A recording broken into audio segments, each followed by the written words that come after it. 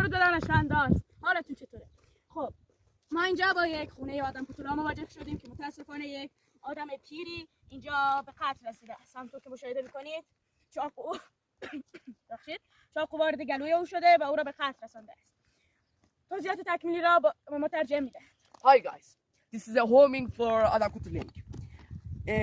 این هوم ها در زمانهای خیلی قدیم در اینجا وجود داشته که مردم زندگی عادیشون رو به سر می‌بردن. یکی از عجایب این هوم ها این است که این خونه داره دودکش میده. این دودکش ها با تحقیقاتی که انجام شده فهمیدیم که وقتی که آشپزخونه در زیر قرار داشته، این با آتش‌هایی که درست می‌کردن هم یک نوع علامت میدادن و اینکه غذای خودشون رو درست می‌کردن. به امید اینکه خونه یک کسی رو خراب نکنیم. در پناه حضرت گاد باشیم.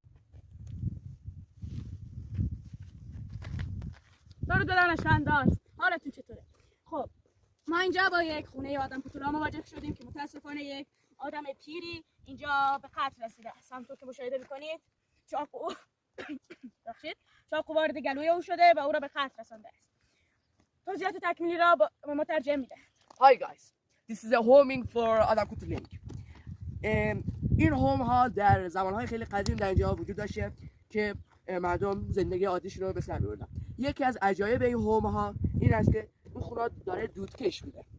این دودکش ها با تحقیقاتی که انجام شده فهمیدیم که وقتی که آشپزخونه در زیر قرار داشته، این با آتش‌هایی که درست می‌کردن هم یک نوع علامت میدادن و اینکه غذای خودشون رو درست می‌کردن. به امید اینکه خونه یک کسی رو خراب نکنیم. در پناه حضرت گاد باشیم.